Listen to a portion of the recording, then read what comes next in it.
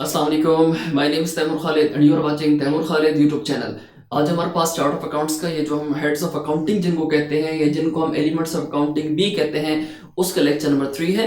और आज के लेक्चर के अंदर हमने मेनली डिस्कस करें लायबिलिटी को, कि लायबिलिटी का मतलब क्या है और लायबिलिटी की डिफरेंट टाइप्स कौन कौन सी है, यानी जो बिजनेस से रिलेटेड होती हैं। तो अगर आप चैनल पर न्यू हैं तो चैनल को लाजमी सब्सक्राइब कर लें, बेल आइकन को दबा दीजिएगा और वीडियो को लास्ट तक देखें ताकि आपको डिटेल इंफॉर्मेशन मिल सके लायबिलिटीज के बारे में। तो लायबिलिटी का मतलब ये है कि हमने लेक्चर नंबर 1 के अंदर डिस्कस किया था कि लायबिलिटी एनी डेट या ऑब्लिगेशन जो बिजनेस से रिलेटेड होता है, हम उसको कहते हैं कि एनी डेट और obligation of a business is called liability. अब लायबिलिटी की जो डिफरेंट काइंड्स है या जो डिफरेंट टाइप्स ऑफ लायबिलिटी हैं, उनको हम वन बाय वन डिस्कस कर लेते हैं। सबसे पहले हमारे पास क्या है, करंट लायबिलिटी। अब करंट लायबिलिटी का मतलब है कि कोई भी डेट, यानी इसके नाम से पता चल रहा है कि ऐसा डेट जो आपने पे करना है with in a short period of time, यानी आपका मतलब क्या है, बिजनेस ने, यानी ऐसा डेट जो कि पेबल है with in a short period of time is called current liability. और करंट लायबिलिटी अगर एग्जांपल्स हम देखें तो इसमें हमारे पास क्या है, क्रेडिटर्स, यानी वो लोग, यानी वो सप्लायर जिनसे आपने चीजें उधार पर खरीदी होती हैं, वो उनको आपने पे करना है। ठीक है, तो क्रेडिटर्स एक हो गया। इसके अलावा बैंक ओवरड्राफ्ट, यानी जो bank overdraft, this is also your current liability. इस वक्त अगर हम बात करें लॉन्ग टर्म लायबिलिटी या फिक्स लायबिलिटी की, तो ऐसा डेट या ऐसा ऑब्लिगेशन जो कि लॉन्ग पीरियड ऑफ टाइम के बाद आपने पे करना है। यानी फिक्स्ड का मतलब है या लॉन्ग टर्म का मतलब है कि आपके पास यानी बिजनेस की कोई ऐसी लायबिलिटी है जो कि बिजनेस ने पे करनी है after a long period of time, that is called long term या फिक्स लायबिलिटी। यानी debts repayable after a long period of time is called long term liability या फिक्स लायबिलिटी। अगर इसके हम एग्जांपल्स देखें तो इसमें एग्जांपल्स में क्या होता है, कैपिटल एक हो गया, इसके अलावा जो डिबेंचर्स हो गए या लोन ऑन मॉर्गेज। ठीक है, तो ये हमारे पास क्या है, लॉन्ग टर्म लायबिलिटी की एग्जांपल्स आ जाती हैं, या जो फिक्स लायबिलिटी है उसकी एग्जांपल्स आ जाती हैं। अगर हम इसके बाद देखें कॉन्टिंजेंट लायबिलिटी को, तो कॉन्टिंजेंट बाय नेम सजेस्ट ये कर रहा है कि ये प्रेजेंटली कोई लायबिलिटी नहीं होती, यानी एट द सेम टाइम कोई लायबिलिटी नहीं होती, ये डिपेंड करती है फ्यूचर इवेंट्स पे। अगर फ्यूचर इवेंट्स आपके हक में नहीं है, यानी फ्यूचर इवेंट्स आपके मुराद क्या है कि बिजनेस के हक में अगर नहीं है, तो वो लायबिलिटी क्रिएट हो सकती है। यानी इसी एग्जांपल हमने क्या की, कोर्ट केस, कि फॉर एग्जांपल हम कह सकते हैं कि अगर कोई कोर्ट केस चल रहा है और कोर्ट केस अगर बिजनेस के अगेंस्ट गया है, तो बिजनेस की लायबिलिटी है कि उसने पे करना है। ठीक है, तो इसका मतलब यह है कि presently it is not a liability but may or may not become liability in future, it depends on future certain events. ठीक है,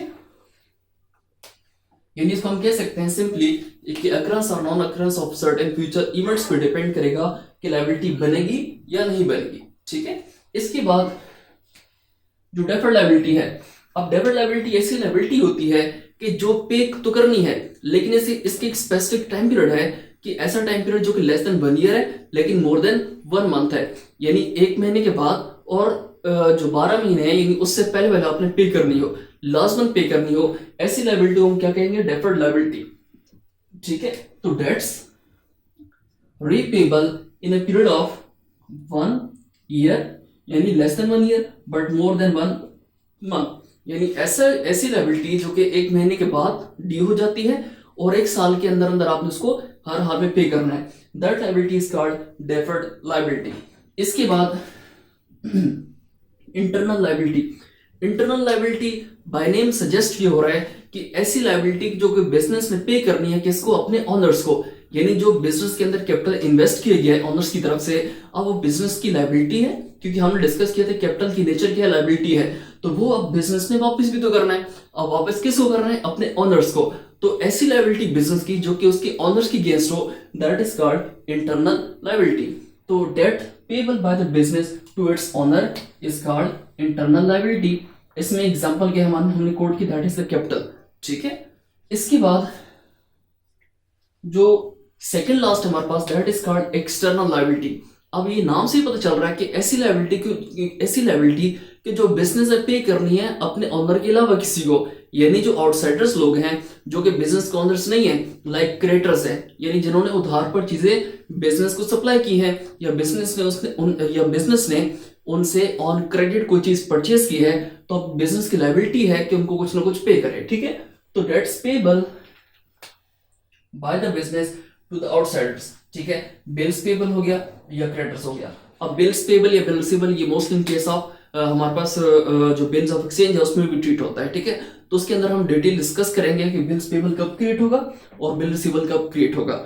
इसके बाद हमारे पास जो लास्ट हमारे पास लायबिलिटी आती है सिक्स्थ वाली, दिस इज कॉल्ड लिक्विड और क्विक लायबिलिटी। अब क्विक का मतलब क्या है कि बहुत तेज, यानी इसका मतलब ये कि ऐसी लायबिलिटी जो कि आपने बहुत जल्द पे करनी है, ठीक है। तो लिक्विड या क्विक लायबिलिटी का मतलब है कि debt payable within a period of 1 month, ऐसा डेट या ऐसा ऑब्लिगेशन जो कि बिजनेस ने पे करना है with in period of 1 month, that is called liquid या क्विक लायबिलिटी। और इसकी अगर हम एग्जांपल देखें तो सिंपल सी बात है कि कुछ ऐसे क्रेडिटर्स भी हो सकते हैं कि जिनको आपने जल्दी पे करना है, यानी जो कैश बेसिस पे होते हैं, या ये है कि यानी जो एक हफ्ते का टाइम देते हैं कि आपने एक हफ्ते के अंदर, यानी बिजनेस ने एक हफ्ते के अंदर उनको पे करना ही करना है, ठीक है। तो ऐसी लायबिलिटी को हम कहते हैं लिक्विड या quick liability. Similarly bank overdraft की ये डिफरेंट हमारे पास काइंड्स या जो डिफरेंट टाइप्स ऑफ लायबिलिटीज आ जाती हैं। आई होप सो यहाँ तक आपको क्लियर हो गया होगा। फिर भी अगर किसी भी जगह पर कोई भी एग्जांपल में मसला है, किसी टाइप्स ऑफ लायबिलिटी में इशू है, तो आप लाजमी कमेंट सेक्शन में पूछिएगा, आपकी क्वेश्चन को इंटरटेन किया जाएगा। Thank you so much for watching. अल्लाह हाफिज, टेक केयर।